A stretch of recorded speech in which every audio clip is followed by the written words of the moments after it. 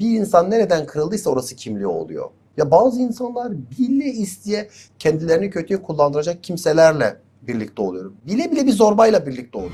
Ayrılamıyorum. Güzel. Bile bile lades. Biliyorum, farkındayım ama ayrılamıyorum. Dedim ya, anlamsız kişilerden anlamlı şeyler istiyoruz. O sevgi onda yok ki. Neden ondan onu istiyoruz? Akmayan bir musluğun başında duruyoruz. Akmıyorsa musluğu değiştirmek gerekir. Sırlarımız bizi hasta eder mi? Gerçi diyeceksiniz ki hangimizin sırrı yok? Saklamak anlatmaktan daha çok yorar. Bir birim öfke. Ama günümüzde bir birim olay 100 birim öfke. Duygu toleransı Ve bozulmuş oluyor işte. ani, dürtüselliği barındıran öfkeler. Öfkenin arkasında her zaman masum bir çocuk yatar. Öfke hayal kırıklığına uğrayan yanımızı saklama çabamızla da ilgili. Bir insan sağlıklı olup olmadığını şu 4 şeyden anlayabilir. İş bağı, aşk bağı, kendi anne babasıyla olan aile bağı, bir de arkadaşlık bağı. Eğer biz bu 4 şeyle doğru şekilde bağ kuramıyorsak, doğru ilişki kuramıyorsak mutsuz oluruz. Psikoloji bilimi kime güçlü insan diyor. Efendim merhabalar. Mudanya Üniversitesi Psikoloji Bölümü öğretim üyesi, 46'lık dergisinin genel yayın yönetmeni, Aşk Yeniden kitabının yazarı, kıymetli konuğum Kahraman Güler bizimle birlikte. Az sonra psikolojimizi, hali pür melalimizi konuşacağız. Özellikle yaşadığımız son büyük acıdan sonra travmatize olma durumumuzun nelere vardığını ve bunun nelere gebe olduğunu soracağım konuğuma. Siz hoş geldiniz. Kahraman Bey, siz de hoş geldiniz. Hoş bulduk. Davetiniz için çok teşekkürler. Sizin bir akademiniz de var. Bununla Evet. ilgili birçok bu alanda takılanlara hizmet veriyorsunuz. Evet, evet. İlişkiler de sizin uzmanlık alanınız Evet. içerisinde. Hani ben hep konuya böyle girmeyi tercih ediyorum. Zira şaşırmam dediğim her sohbet başlangıcında şaşırarak ilerliyorum. Sizi bile şaşırtan, ya bunu bile gördük diyeceğiniz son dönemdeki danışanlarınızdan duyduklarınız. Ya açıkçası hani biz birçok öğrenciye süpervizörlük yapıyoruz, birçok seminerlere katılıyoruz, dinlediğimiz şeyler de bizi şaşırtanlar oluyor. Ama bir klinisyen olarak artık beni şaşırtmamalı. Çünkü benim şaşkınlığım ona bir çözüm öğretmiyor. Ama gerçekten bazen şöyle oluyor. İnsanlar kendi çıkarları için ötekilerine acımıyor. İnsanlar arzuladıkları şeye ulaşabilmek için başkalarına başka maskeler takarak başka kılıflarda görünüyorlar. Ya da kendi duygusu için diğerine zulmedebiliyor. Birinin bize yaptığı şeyi o yapabilir de bizim kendimize yaptığımız şeyler bazen çok korkunç oluyor. İnsanlar partnerleri ondan ayrılmasın ya da eşleri ondan ayrılmasın diye eşler bulmalar, partnerler bulmalar, maddi anlamda vaatler vermeler, belli bir süre 2-3 yıl ayrı kalmayı göze almalar ya da işte çok daha böyle kendisini zorlayacak, kendi temel yaşam haklarını kısıtlayacak şeyler yapıyor. Bunlar böyle bir kişinin kendine yaptığı zulüm ya. Zulüm olarak değerlendiriyorum ben bunu. Toplumsal çöküşün de başladığı yerin fitilini ateşliyor. Yani eşlerine partner bulma dediniz. Burayı çok sorgulamak ve girmek istemiyorum. Zira bugün psikolojim hiç bu konuları konuşmaya uygun değil. Doğru anladım değil mi? Evet. Peki bu seviyede bir hem ahlaki erozyon hem toplumun çöküşüne kapı aralayan durum hangi psikolojik ahrazın, sağırlığın sonucudur? Şöyle söyleyelim, dünya değişiyor, koşullar değişiyor, kitle iletişim araçları değişiyor. Sistemin sattığı şeyler de değişiyor. Yani dünya sisteminin sattığı şeyler değişiyor. Galiba kapitalizmin son oyunu hepimize narsizmi pompalamak. Hepiniz çok değerlisiniz, hepiniz şöylesiniz, işte şöyle olun, böyle olun, kendini göster, kendini pazarla, daha fazlasını iste, daha fazlasını arzula. Yani bir insanın daha fazlasını istemesi artık bütün tuzaklara düşmesi demek. Bize gelen insanların çoğu gerçekten kendilerinin farkında olup kendilerini değiştirmek isteyen insanlar. Aslında bu vakalara maruz kalanlar. İşte zorba bir eşe, şiddet uygulayan bir babaya, travmatik bir iş ortamına maruz kalan kişi bununla baş etmek için bize geliyor. Biz genelde onları mağdur edenler ya da onları zorbalayanları... Size hastalar gelmiyor. Hastaların hasta ettikleri geliyor. Evet, öyle o. Gerçekten öyle oluyor. Çok nadir zaten bir kişi kendisi değişmeyi ve dönüşmeyi göze alıp geldiyse bu çok kıymetli bir şey. Bu bir bilinç seviyesinde olduğunu gösterir. Yani kendilerini hangi manipülasyonlarla ya da mağdurlar size işte şu kadar zamandır bu insanla şunları yaşıyordum. Tamam. 2 çocuğum var. Güzel. Şimdi şöyle... Aslında eşim şuymuş, Bana 20 yıldır oynuyormuş. Evet, şöyle evleniyor. Bir yıl sonra bir cinsel birlikteliği oluyor. O evlilikten bir çocuk oluyor. Ondan sonra hiç birlikte olmuyor. 10 yıl sonra fark ediyor ki eşi eşcinsel. 10 yıl sonra evde dolapta kadın eşyaları görüyor. İç çamaşırları görüyor, topuklu ayakkabı görüyor ve o adamın öyle olduğunu fark etmiş oluyor. Ben yıllarca bunu nasıl fark etmedim? Ama zaten yıllarca bir ilişkide yaşanması gereken temel şeyler yaşanmamış. Bunu nasıl fark etmedik? Yani bazen doğru algısından da çok uzak olmuş oluyoruz. Veya işte vatandaş kendini örnek veriyorum bekar gibi gösteriyor. Ama aslında başka bir yerde başka bir eşi olabiliyor, çocukları olabiliyor, ikinci bir ilişki sürdürmüş oluyor. Bunu fark etmiyor insanlar. Yıllar içinde bunu fark ettiğinde artık çok geç olmuş olabiliyor. Ama her ne olursa olsun başımıza bir şey bir kere geliyorsa bu hayatın cilvesidir. Bu olabilir. Ayağınız takılır düşersiniz. Eğer ikinci kere bu başınıza geliyorsa bu bir seçimdir. Bu yüzden biz genelde başlarına bir şey geldiklerinde şunu soruyoruz. Daha önce böyle bir şey yaşamış mıydın? Benzer bir olay daha önce oldu mu? Ya da işte geliyorlar bize şey diyorlar. Benim eşim narsist. Ya da benim sevgilim narsist. İşte bana şöyle yaptı, bana böyle bağırdı. Bu kadın erkek fark etmez bu arada. Bana bunları yapıyor. Bir önceki partnerine, bir önceki ilişki deneyimini soruyoruz. Aynısı. Peki bu seçimi sen yapmıyor musun? Ya bunu şu örnekle açıklayabilirim. Eğer siz kapınızın anahtarını dışarıdan üstünde bırakırsanız elini kolunu sallayan herkes gelip girer öyle değil mi?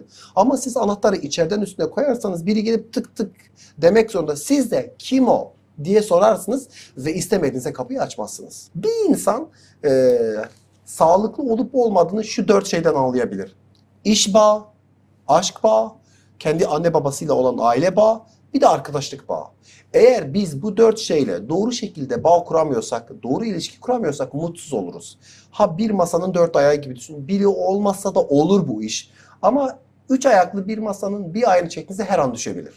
Bu yüzden ilişkide, romantik hayatımızda, aile hayatımızda, özellikle aşk hayatında ilişkimiz bir yetişkin için çok önemli.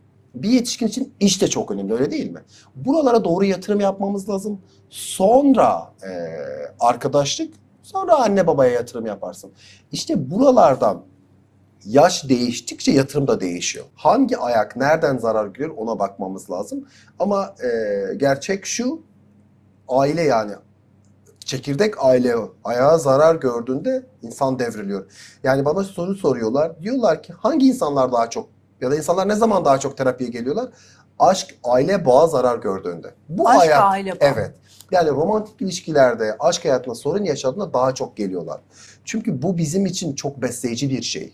Çok besleyici olduğu için buradan daha çok geliyorlar. Nerede? Kıskançlık mı burada çok belirleyici? Anlaşılamama mı? Değersizlik hissi mi? Neyin tutsağındalar ve oradan çıkamıyorlar? Yani şunu söyleyebilirim.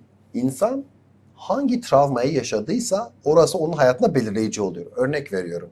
Siz hayatınızda kaybetme deneyimlerini çok yaşadınız ya da terk edilme deneyimlerini yaşadınız. Bu ne olabilir? Uzun süre hastanede kaldınız. Anneniz uzun süre hastanede kalmış olabilir. Babanız memurdu, çok yer değiştirdiniz. Yani bağ kuramadınız bir yerlerle. Böyle olunca sizin ilişkilerinizde genelde tekrar eden şey ayrılık deneyimi oluyor. Kendi aklında birini terk ediyorsunuz, kendi kendinize onunla kavga ediyorsunuz, akşam eve geliyor barışmış oluyorsunuz kendi aklınızda. Onun için ayrılık hep tekrar eden şey oluyor. Bu yüzden bir ilişki başlarken şey olabiliyor. Ben bundan ayrılabilir miyim diye başlıyor. Ya da işte ayrılabileceği biriyle birlikte oluyor. Yasak bir ilişki, evli biri, çapkın biri, flörtöz birine gidip hani ben nasıl bundan ayrılırım deyip sonra oraya yatırım yapıyor. Orada kalıyor ve kopamıyor. Koptuğunda da değersiz hissetmeye başlıyor bu sefer. Çünkü onun için vazgeçilebilir oluyor. Böyle olunca onun tekrar eden örüntüsü oluyor. Kimi için şu cümleyi duyuyorum. Hep güvensiz ve istikrarsız insanlar beni buluyor. Nerede kıskanç, nerede kontrolcü biri varsa böyle biri beni buluyor. Öyle biri mi seni buluyor yoksa sen onlara mı kapıyı açıyorsun demek lazım. Aşkta en önemli şey şu. Herkes kendi eksikliğine aşık oluyor. Kendi ihtiyaçlarına aşık oluyor. Kendi geçmiş deneyimlerinde o kırıntılara vuruluyor. Milan Kundera'nın şu sözü her zaman benim kulağımdadır. Bir insan nereden kırıldıysa orası kimliği oluyor. Dışlanma üzerine ise dışlanma gidiyor. Travma ise travma. Taciz ise taciz üzerine gidiyor. Ya bazı insanlar bile isteye kendilerini kötüye kullandıracak kimselerle birlikte oluyor. Bile bile bir zorbayla birlikte oluyor. Bile bile bir narsistle birlikte oluyor. Diyor ki benim dikkatimi çeken insan öyle insan. Şey var ya, olmazlara vuruluyorum. En olmaza gidiyorum. Ya da şey diyor, ben imkansız aşklar için yaratılmışım. Ya düşünsenize, kendine huzuru, sevgiyi, paylaşımı hak görmüyor. Neden? Kayıtlarında ne var onun da onu Yani arıyor? işte o kayıtlarda şey var. Bağ kurdukları kimselerden, onu yetiştiren anne babadan onu alamamışlar. Onu alamadıkları için tekrar eden örüntü diyoruz biz buna. Yani zannediyor ki iyi şey bu eksik şeyde, bu problemli şeyde saklı. Yani şey gibi düşünün. Tokattan sonra şefkat gelecek zannediyor ama böyle olmuyor. Bu yüzden orada kırılmalar var. O kırılmaları tamir etmek gerekiyor. Size geliyor, işte hayatındaki insanla ilgili sizden iyi dokümanı çıkarıyor. Hı hı. Şu. Siz de şaşkınlıkla bakıyorsunuz. Hı hı. Bu kadar tespitleri yapabildiyse bana neden geldi? Hı. Ama son soru tam da sizi ilgilendiren. Ayrılamıyorum. Güzel. Bile bile lades. Biliyorum, farkındayım ama ayrılamıyorum. Hani bir şey diyor, ateş seni çağırıyor. Resmen o hatayı yapmak istiyorum. Burada bilgi her zaman eksiktir. Tam bilgi asla öldürmez. Kişinin duygusal olgunlaşması gerekiyor. Duygusal yanı, çocuksu yanı büyümemiştir. Yani bilinç, farkındalık düşünsel anlamda var ama duygusal anlamda olgunlaşmamıştır. Biz onları çocukluk deneyimlerini fark etmesini sağlayarak geçmiş ve şimdi arasında bir bağlantı kurmasını sağlıyoruz ve o yarım kalmış, tamamlanmamış iş ya da giderilmemiş ihtiyacı doğru talep etmesini istiyoruz. Eğer şöyle bunu şu örnekle açıklayayım. 5 yaşındaki bir çocuğa biberonla süt verirseniz abes durur. Ama 1 yaşındaki bir çocuğa verirseniz gerçekçi durur. 1 yaşındaki çocuğunuza biberon verdiniz, o sütü içti ama 10 yaşına gelince artık ona onu vermiyorsunuz. Eskinin doğrusu şimdinin doğrusu değil. Bu yüzden biz de yetişkinler olarak ihtiyaçlarımızı şimdiki zamanın diliyle ve şimdiki gerçekliği istiyoruz. Çoğu zaman biz o inatçı çocuk yanımızda ya da işte bize iyi gelmeyen şeyi doğru olmayan insandan istiyoruz. Yani dedim ya, anlamsız kişilerden anlamlı şeyler istiyoruz.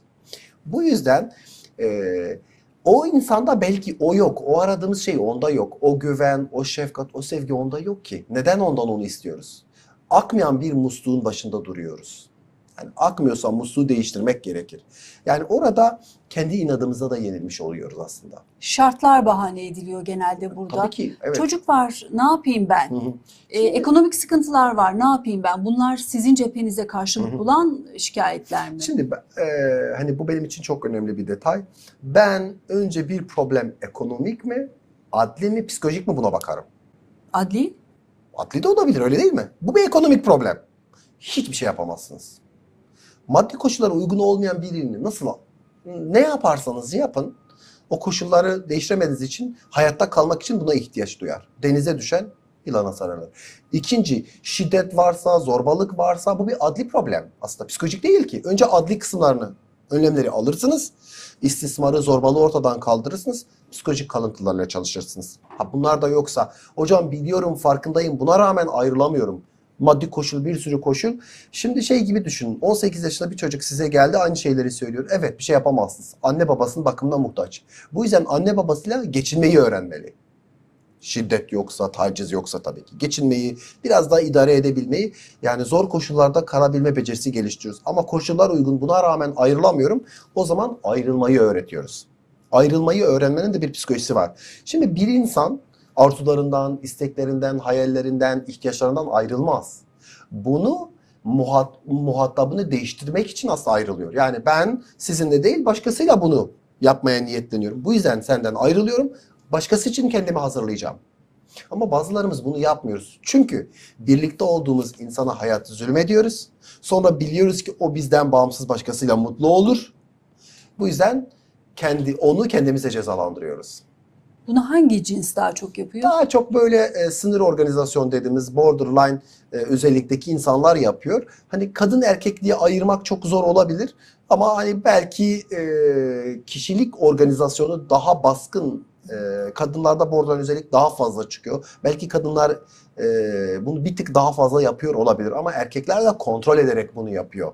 Bazı insanlar da gerçekten o kişiyi kendiyle cezalandırıyor. Kendini ona zulüm olarak yaşatırıyor. Yani ayrılmıyor ondan, sana hayat senin burnundan getireceğim gibi şeyler de Ben yapabiliyor. seni bıraksam belki mutlu olacaksın. Bu hakkı sana vermiyorum. Evet. Aslında farkında bunun. Bazılarımız da ne yapıyoruz? İşte şey de o oluyor işte. Onu bırakıyoruz. Çabuk ayrılanlar var. Böyle bırakıp gidenler var. Sonra geriye dönüp o ne halde bir de bir bakmak isterler. Onu mutlu gördüklerinde bu sefer kendi ayrılık korkularından dolayı ilişki bırakıp gidiyorlar. Bu sefer değersizliğin kucağına düşüyorlar.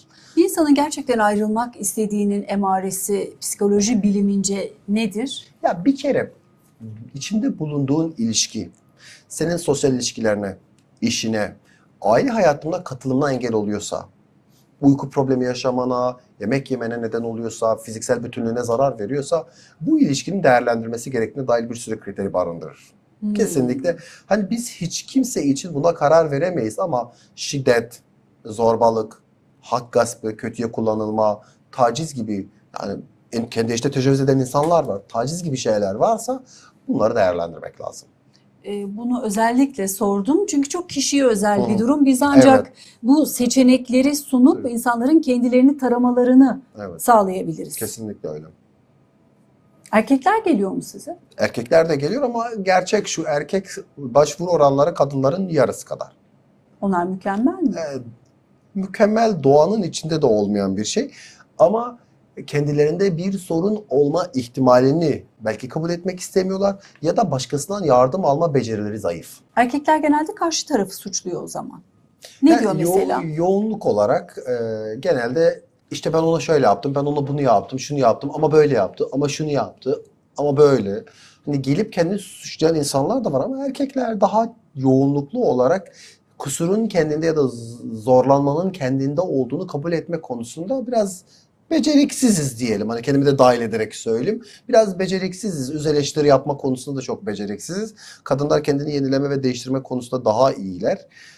Bu yüzden erkekler daha çok böyle hayat arkadaşlarını, partnerlerini, iş ortaklarını e, eleştirme ve sorunu onlarda arama konusunda biraz daha eğilimli. Bu da sorumluluk almak ile ilgili bir şey. Çünkü sorumluluk aldıklarında değişmeleri gerekiyor. Değişme konusunda zorlanıyorlar.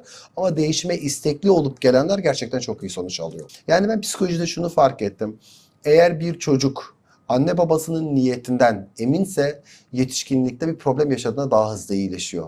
Anne babasının niyetine karşı olumsuz tavrı olanlar iyileşmiyor. İyileşmekte çok zorlanıyor. İşte bu dirençli dediğimiz değişime kapalı olan insanlar ebeveynlerinin tutumlarına karşı çok iyimser bakmamışlar. Ya Ne da demek anne babanın emin olmak, anne babanın davranışlarından Yani şöyle emin olmak? söyleyeyim. Güven mi kastettiğiniz? anne babanız sizi sever ama size kötü davranmıştır. Size bağırmıştır, çağırmıştır. Ama siz onun sizi sevmediğine inanmamışsınızdır. Anne babanızın size olan içten sevgisini hissettirmiştir. Bundan bahsediyorum aslında. Yani kızgın da olsak, yanlış davransak da sorun değil. Ben bu yüzden söylüyorum. Anne babalar mükemmel olmak zorunda değil. İyi niyetli olsunlar yeter. Yani çocuğa o niyet ulaşır. Davranışın altındaki niyetle ulaşır. Yani birini kasıtlı öldürmekle birini çarpmak arasında fark yok mudur yanlışlıkla? Böyle düşünelim. İnsan olarak hata yapmak problem değil. Ama niyeti çocuklar bir şekilde kodluyorlar ve ilerleyen zamanlarda bunu çıkartıyor. Şey diyor işte terapide. Ya onlar da böyle görmüşler. Böyle yetiştirilmişler. Bu yüzden böyle. Aslında kötü niyeti yapmadı. Da bu kadar babalık yapabildi. Bu kadar annelik yapabildi. Ama bazıları şey diyor. Hayır diyor, istese yapardı. Ama annesine böyle davranıyordu. Teyzesine böyle davranıyordu. Kardeşine böyle davranıyordu. Bize kötü davrandı diyor. Bu Farkı çok görüyor mu musun? acıtıyor? Çok acıtıyor o.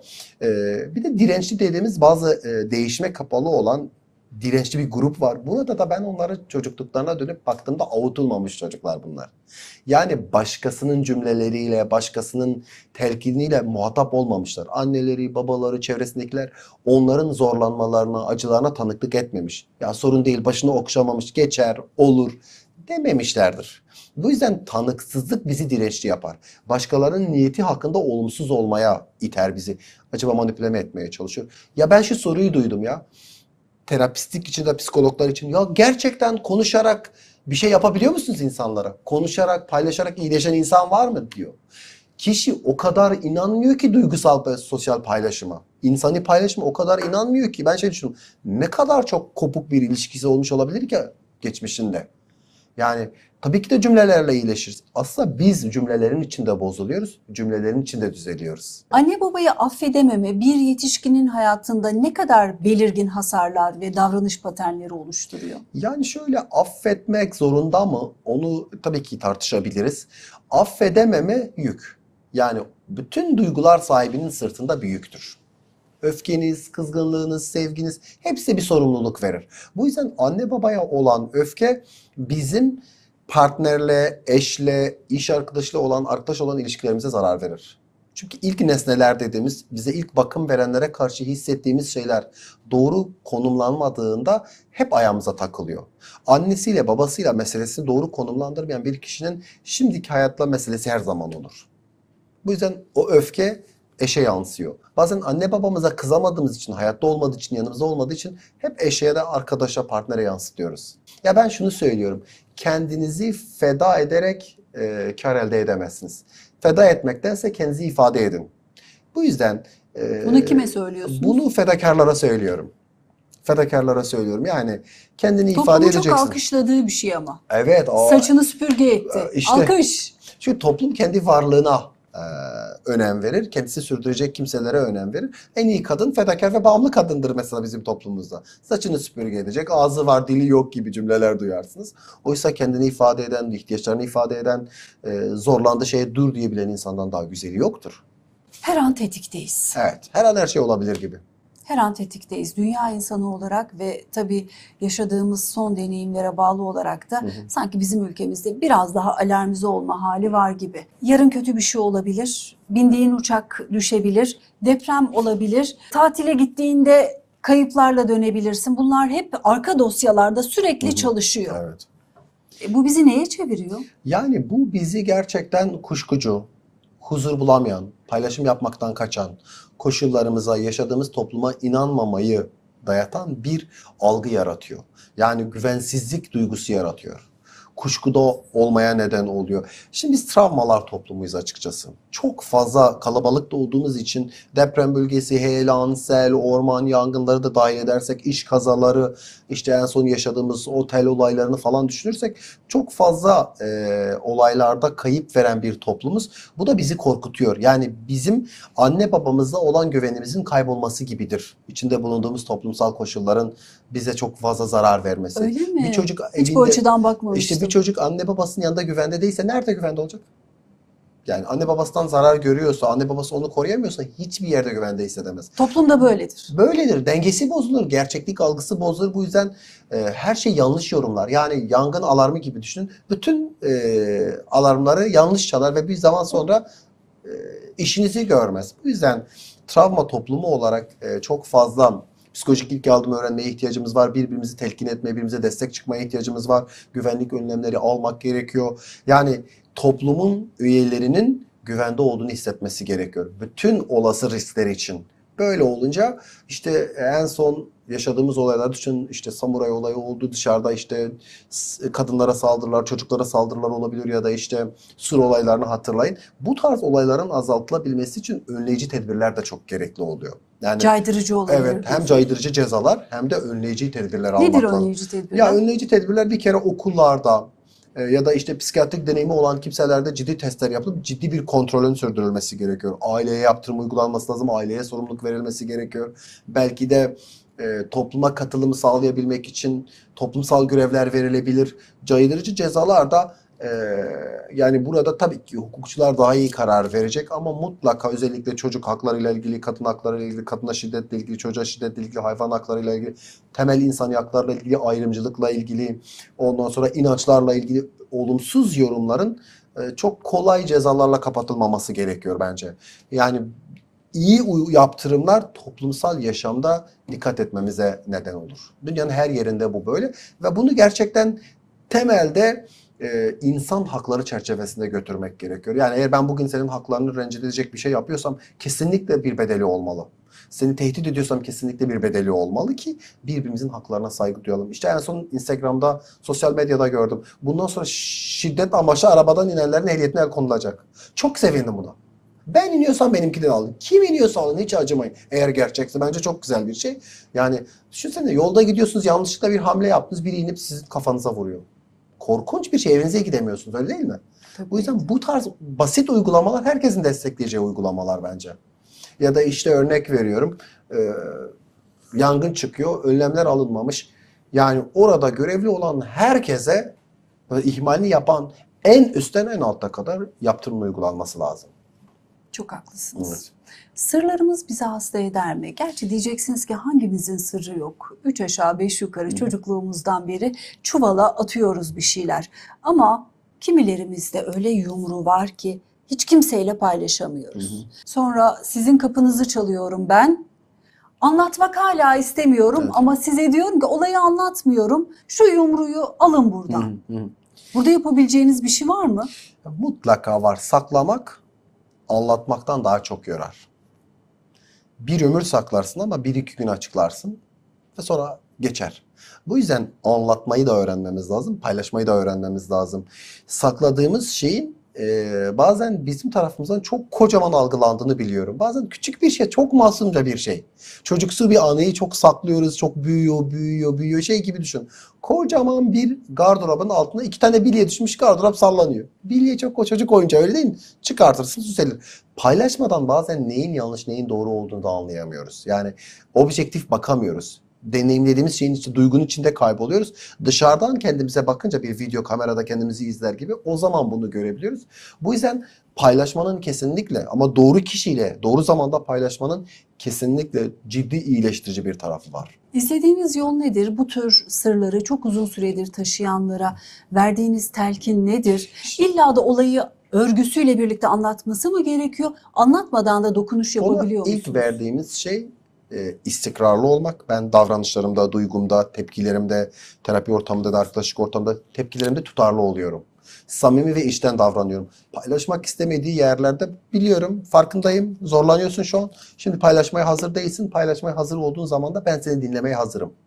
Yani ona kendini bırakabileceği bir alan yaratıyorum. Ben buradayım, hazırım. Sen şu an iyi değilsin, araba kullanamıyorsun, ben kullanırım. Ayığım ve kendimdeyim mesajı verir gibi. Yani samimi, içten ve gerçekten sırrını saklamaya ve doğru şekilde değerlendirmeye hazır bir şekilde durarak bunu yapıyoruz. Bunu da önceki deneyimlerimizdeki tutarlılıkla ortaya koyabiliriz. Öfke bir olaya karşılık verilen tepki diye değerlendirirsek, şöyle gözlemlerim var, sahadaki karşılığını merak ediyorum sizden. İşte bir birim öfke. Ama günümüzde bir birim olay, 100 birim öfke. Duygu toleransı bozulmuş oluyor işte. Ani, dürtüselliği barındıran öfkeler. İşte aslında mesele öfkelenmek değil. Öfkenin sıklığı, şiddeti, yoğunluğu, aralığı çok önemli bizim için. Bu da der ki öfkeniz yüzünden değil, bizzat öfkeniz tarafından cezalandırılacaksınız. Yani siz kendi duygunuz yüzünden incinip kırılacaksınız. Öfke, hayal kırıklığına uğrayan yanımızı saklama çabamızla da ilgili. Yani hayal kırıklığına uğruyoruz. Bu yüzden tepki vermeye başlıyoruz. Ama anlık yükselen tepkiler dürtü denetimi problemiyle de ilgili. Bu yüzden biz orada öfkelenmemeyi değil, öfkeyi doğru zamanda, doğru yerde, doğru miktarda göstermeyi öğretiyoruz. Öfke aslında mayın tarlasında yürümek gibidir. Anlık patlayabiliyor ya. Biz terapide insanlara şunu yapıyoruz. Onu zorlayan duyguları terapi odasında kontrol etmeyi öğretiyoruz. Belirsiz zamanlarda ortaya çıkan ve belirsiz miktarlarda patlayan bu duyguyu kontrollü bir şekilde tetikleyerek patlatıyoruz. Böylelikle onu dışarıdaki hayata prova ederek hazırlamış oluyoruz. Böylelikle neye öfkeleneceğini biliyor, neye kızdığını, niye kızdığını biliyor. Eksik bilgi her zaman yanlış tepkiler yaratır. Öfkelendirme demosu mu yapıyorsunuz Evet, terapide? tabii ki de duyguyu deneyimletiyoruz. Yani tetikliyoruz onu, içeride tetikliyoruz. Dışarıda tetikleneceğine kontrollü bir şekilde tetiklensin. Böylelikle ne oluyor? Tepkileri dışarıda daha kontrollü oluyor. Dürtüsellik kimyasal bir şeyin sonucu Ya mudur? biyolojik bir altyapısı da var ama daha çok travmatik deneyimler de bizi dürtüsel yapabilir. Hayal kırıklıkları öfke mi yaratıyor? Evet, hayal kırıklıklarıyla öfke şeklinde baş edenler de var. Hani şey gibi düşünün, kalkan gibi düşünün. Kalkanı tutan küçücük bir çocuk var orada. Siz kalkandan korkuyorsunuz ya da işte sosyal medyadan size laf atıyor falan. Küçücük bir çocuk klavyede yazıyor gibi. O öfkesini gösteriyor ama aslında masum. Yani öfkenin arkasında her zaman masum bir çocuk yatar. Ama öfkesiyle masum olmayan şeyler yapabilir kişi. Ben öfkenin kendisi masumdur demiyorum. Öfkenin arkasında masum bir çocuk vardır. Öfkelenen kişi birine şiddet uyguluyorsa, zarar veriyorsa kendi davranışında sorumluluğunu almalı. Yani öfkelenmek kötü değil ama öfkeden ne kadar arınırsak, öfkeyi ne kadar iyi kontrol edersek o kadar iyi. Maruz kalan ne yapsın Kemal? Epiktetos diyor ki, kim sizin duygunuzu harekete geçiriyorsa o sizin sahibinizdir. Bu yüzden öfkenizi herkese kolay kolay harcamayın. Paramız gibidir aslında. Öfke herkese gösterilecek bir tepki değil. Bu yüzden gerçekten duygularımızın muhataplarını iyi belirlememiz lazım. Biraz daha açın bunu. Yani şöyle, bizi öfkelendiren insanlara karşı bir beklentimiz oluyor aslında. Niye doğru kişiden doğru şeyi beklemiyoruz da yanlış kişilerden doğru şeyi bekliyoruz? Bu yüzden herkes bizi öfkelendirmemeli. Stoacı felsefede de temelde öfkeni kontrol etme metodu öğretir, yöntemi öğretir. Çünkü duygularımızı harekete geçiren insanlar bize bir şeyler yaptırabiliyor. Partnerimiz de bizi kızdırdığında o anormal şeyler yapabiliyoruz, öyle değil mi? Role girebiliyoruz. Bu yüzden öfkeyi anlamlandırmak için ihtiyacını tanımak gerekiyor. Benim neye ihtiyacım var? Kendimi nasıl kontrol edebilirim? Öfke yerine başka nasıl tepkiler verebilirim? Başkasına kızıp ötekine bağırmaya ne diyeceksiniz? Ya işte bu da kişinin doğru kişiye doğru şekilde duyguyu gösterememesiyle ilgili. O zaman o kişinin de artık bireysel bir destek alması gerekiyor. Ya da benim Neye göre seçiyor? Affedersiniz. En eziciyi insana mı akıtıyor o öfkeyi? Ya bazı insanlar kendisine tepki vermeyenlerin üstüne daha çok gidiyor. Yani orada sınır koymak dedim ya, hani o dur demek lazım. Hani benim burada bir sorunum yok ya da sen neden bana bunu yapıyorsun? Bir insan olarak ben buradan inciniyorum. Karşıdaki kişinin de kendi haklarını ortaya koyması gerekiyor. Yani bugün ben sana başka şeye kızıp sana yükleniyorsam, sen kendini savunmuyorsan artık bu seninle de ilgili. Evet, bu benim problemim ama senin de bir problemin var belki bu konuda. Böylelikle problem daha da fazla büyümeye başlıyor. Öfkeye sürekli maruz kalan kendine ne sormalı? Yani şöyle, gerçekten ben bunu hak ediyor muyum? Bu bir. Neden bu kişi öfkesini bana yöneltiyor? Ben neden buna katlanıyorum? Buradan ne elde etmeye çalışıyorum? Ulaşmaya çalıştığım şey ne? Neden buna katlanıyorum gibi. Burada bir kazanç var mıdır? Bazen kazanç, ya annenizin babanızın öfkesine katlanırsınız. Bir kazancınız vardır. Sevdiğiniz adamın kadının öfkesine katlanırsınız. Bir kazancınız vardır. Ama bu öfkenin getirdiği kazanç fazla, zarar mı fazla, ona bakmak lazım. Onu değerlendirmek gerekiyor. Yani doğada her şey ölçüdür. Felsefede de her şey ölçüdür. Kızacağız birbirimize, birbirimizi incitebiliriz ama bunu ne sıklıkta yaptığımız çok önemli. O yüzden ölçüyü tutturmak lazım. Danışanlarınız form dolduruyor mu sizinle terapiye girmeden önce? Kendilerini anlatan bir form dolduruyor yok, musunuz? kendilerinden duymayı tercih ediyorum. Bir insanın kendini anlatması, cümlelerdeki vurgu tonlamaları, neye dikkat ettiği benim için çok önemli. Bizzat kendilerinden dinleyerek başlıyorum her şeye. Direkt içeride alıyorum. Neye vurgu yapıyor, problem olarak neyi getiriyor, nasıl ifade ediyor.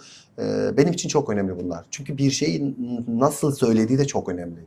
Size hangi semptom, hangi gösterge eyvah dedirtir? Size çok güveniyorum. İsminizi çok duydum. Onun için geldim. Biliyorum kesin çözüm öğreteceksiniz diyen kişi. Neden? İltifat ediyor size. Aslında bu iyi bir şey değil. Neden? Yel ile gelen sel ile gider. Hani böyledir. Yüksek başlayan her şey love bombing gibi düşün bunu da. Hani böyle aşk bombardımanı gibi düşün. Çünkü beni daha terapi odasında tanımıyorsun ki, duydun. Hangi emareyi veriyor o Yani kişinin o şöyle duygu dünyasıyla yüceltiyor ilgili? sizi. Fazla değer atfediyor. Belli ki başka bir haftada size bir yerin dibine koyacak. Bunu biz hayatımızda da kullanmalı mıyız bu formülü? Evet. Aman sen iyisin, sen ağasın, sen paşasın diyenden kaçalım mı? Yani bunu ilk sizle tanışmalarınızda bunu yapıyorsunuz. Bu tehlike var. Ama bir şey çok iyi yapıyorsunuzdur. Alkışlar sizi. Bu ayrı bir şey. Yani ben çok beğendim. Takdiri verir. Siz de bu takdiri hak ettiğinizi düşüneceğiz. Ayrı. Ama sonuçta insan ilişkisi zamanla olan bir şey ya. Zamanla verimliliği ortaya çıkar. Bir insan tümüyle kendisi için doğru olabilir. Siz de o doğru olabilirsiniz. Bir araya gelince bir doğru oluşturamayabilirsiniz. Yani çünkü her şey doz ya, hep belki kişilerin kendi kısıtlamasıyla bir bütünlük ortaya çıkar. Bu çok önemli. Ya da gelip sırrı sizin kucağınıza bırakan. Sizi tanıyacağım, bakacağım tepkilerinize. Belki sizinle bu enerjiyi yakalamayacağım. Belki devam anlatmamam etmeyeceğim. gerekiyor size. Hiç güven vermediniz. Ve güveneceğiz, ilişki kuracağız, yatırım yapacağız, öyle paylaşmak. Size ne dedirtiyor? İçeri girer girmez bütün paketi kucağınıza bırakan kişi. Ya işte daha önce çok psikoloğa gittim. Size açık açık söyleyeyim. İşte babam beni taciz etti, annem bana bunu yaptı, şu bunu yaptı, şöyle yaptı. Ben bunu istiyorum diyor. Ne istiyor? İşte örnek veriyorum, şu sorunumu çözün, bunu çözün gibi diyor. Bu zordur yani, kafasına bir şablonla geldiği için, bir inançla geldiği için onu durdurmak, fark ettirmek. Çünkü zaten onu iyileştirmeyen şey bu inançlar. Buna inanmak. Bunu bırakacağım, anlayacak beni, çözecek. Öyle bir şey yok. Biz kişinin kendi hayatında sorumluluk almasını sağlamaya çalışıyoruz. Yani kişi kendi dünyasının rengini tanımaya başlıyor. Fırçayı eline alıyor ve sevmediği yerleri boyamaya başlıyor. Bunu yapmaya çalışıyoruz. Çünkü biz birinin adına karar vermiyoruz. Mesela bize şey soruyorlar. Ya bir psikolog olarak birine tavsiye vermek çok zor değil mi? Biz tavsiye vermiyoruz ki. Ya da zor değil ki. Biz birine bir şey zorla vermeye çalışmıyoruz. Biz içeridekini çıkartmaya çalışıyoruz. İçeride olan fazlalıkları fark edip çıkartmasını sağlıyoruz. Yani Yoksa yeni bir şey eklemiyorsunuz. hayır, Kalabalığı derleyip evet, topluyorsunuz. almak istiyorsa o alır içeriye zaten. Bir şeye zorla verilen her şey zarar verir. Bakın, talep edilmeyen sevgi bile bize kötü geliyor. Ben sevmediğim, arzulamadığım bir kadının ilgisinden rahatsızlık duyarım. O zaman birinin yorumu, birinin bilgisi, nasihatı da bana iyi gelmez ki. Bakın, aşktan bile kaçıyoruz değil mi, talep etmediğimiz? Talep edilmeyen yorumlar da saldırıdır. Danışanlarımızın talep etmediği yorumlar bizim için çok tehlikeli. Yapmıyoruz. Yani doğru yerde, doğru miktarda tık bırakıyoruz. Eşek vakti, eşref vakti dediğimiz şey var ya. Doğru yerde doğru malzemeyi bırakırsan o iş olur. Biz bütün eğitim hayatımızda bunu öğreniyoruz. Nerede o vuruşu yapacaksın?